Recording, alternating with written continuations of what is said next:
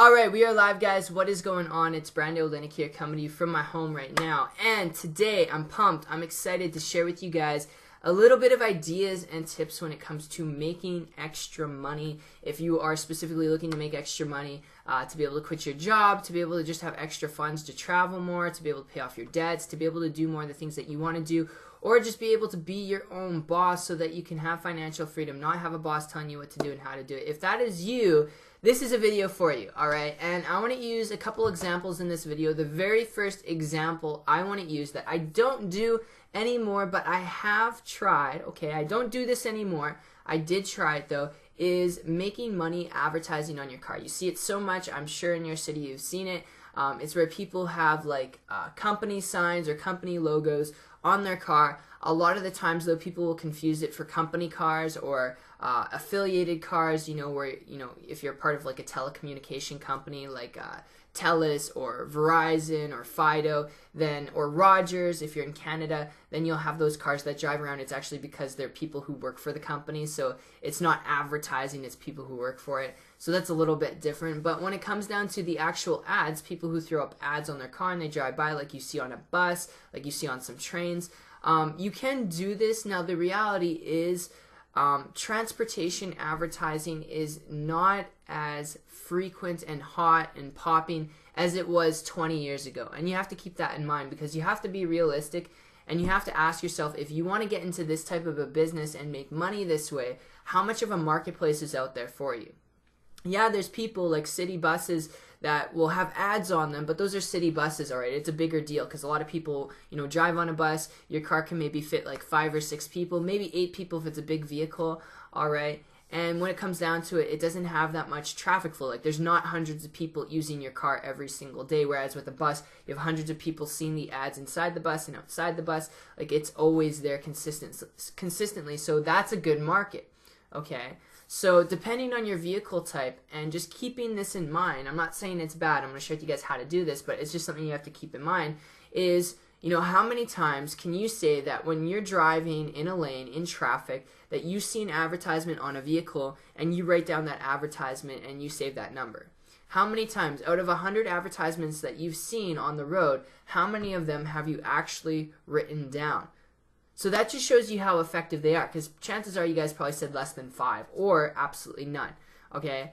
Probably the majority of you guys have never written down anything or saved anything from seeing another vehicle with advertising. So from an advertiser's standpoint, you got to keep in mind it's better for them to spend their money on a bus where there's hundreds of people seeing and going in and off of the bus every single day as opposed to someone who's commuting to work, someone who's commuting back and forth just on a strip. Okay, does that make sense?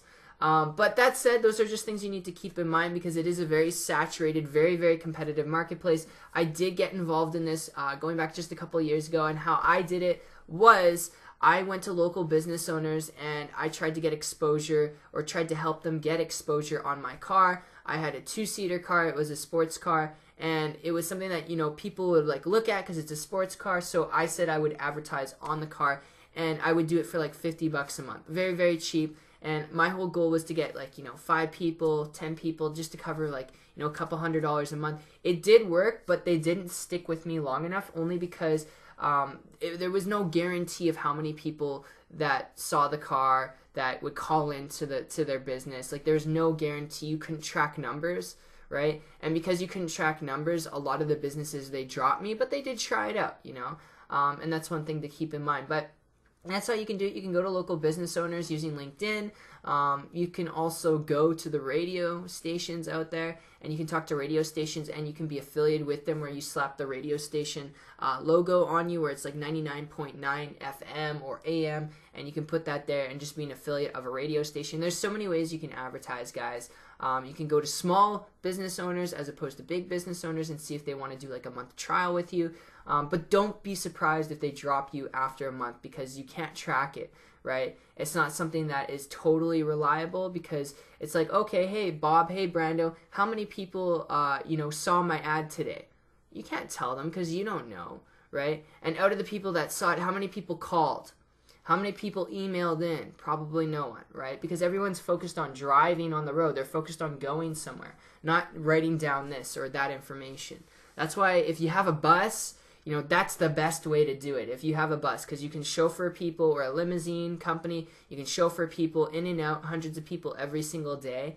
And that's why city buses are so lucrative for advertising, because that actually works. So I hope that makes sense, guys. I know this sounds like I'm totally against advertising on your car, and I'm absolutely not. I think it's a fantastic idea, especially if you're just getting started in entrepreneurship. But these are things you have to be aware of, all right? You may think it's a brilliant idea, but then when it comes down to taking action, you're going to realize, holy shit, this is not working, or this is difficult, or this is harder than I thought. Not saying that it's never going to work. You can make it work if you set your mind to it, and I believe in you guys. So that said, I really hope you enjoyed this video. I hope you enjoyed my perspective on it.